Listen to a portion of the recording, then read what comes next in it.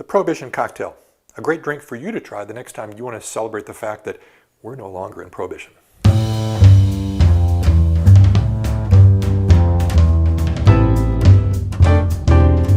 Welcome to the Cocktail Spirit for the Small Screen Network. I'm your host, Robert Hess.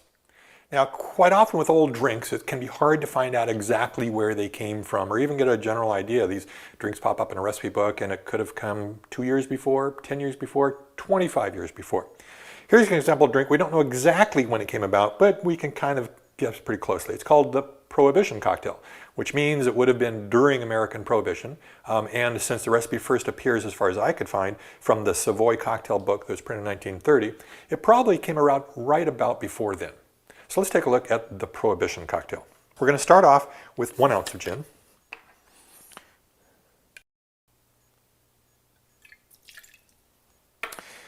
Followed by 1 ounce of Lillet.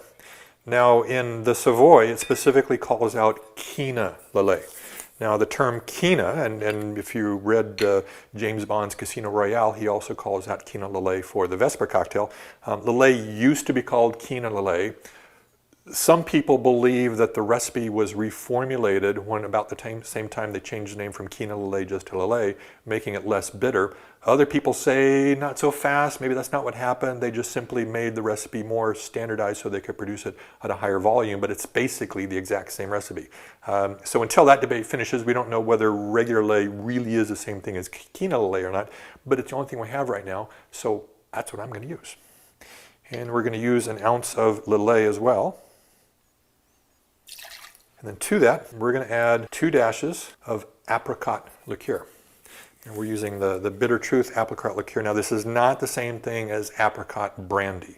You might find apricot brandy in those little hip flask things in your liquor store that basically is just apricot flavored sweet alcohol that is nothing like a true apricot liqueur. So the Bitter Truth apricot liqueur really is a very good product. It's made properly with real apricots, and quite frankly, it's one of the first versions of real apricot liqueur to come back on the market. We're seeing other people focusing on some of these old style products just so we can actually get these real culinary cocktails without using some of the stuff that's evolved over time for the dive bars, I guess.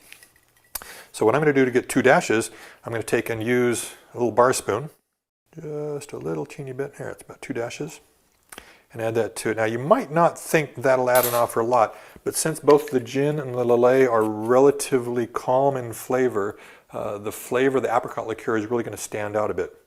We're also going to use 2 dashes of orange juice. Now this is fresh squeezed orange juice.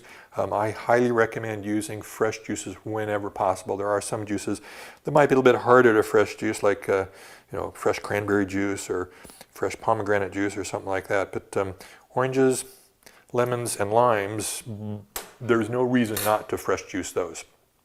Now we're going to add the ice.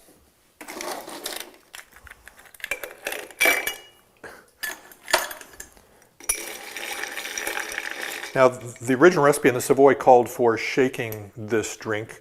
The orange juice, I suppose, as a juice you should shake it, but since it's really not going to cloud up that much because we didn't add much, I'm going to take and stir instead.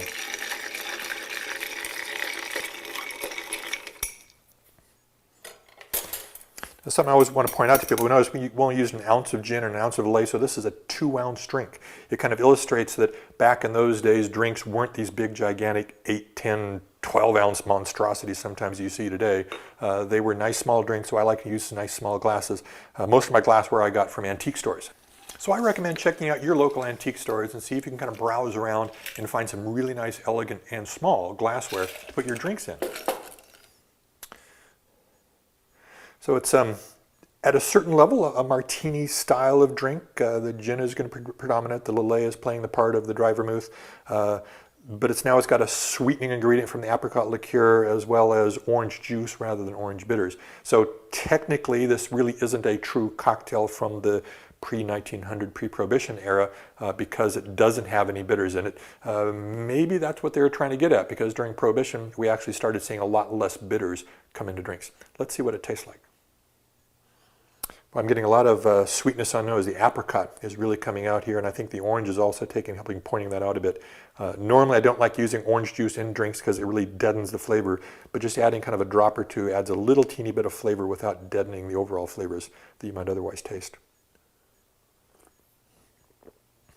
Oh yeah, that's delightful. I mean, the Lillet is very soft and smooth, and the apricot liqueur, even though we only added 2 dashes to it like you saw, really is playing an interesting role and kind of adds that kind of sweet flavor to it without really overpowering it at all. So it's not overpowered, it's not too sweet, it's dry, it's got gin in it, it's got the Lillet. I think this is an excellent drink. A second sip just for good luck. There we have the Prohibition cocktail.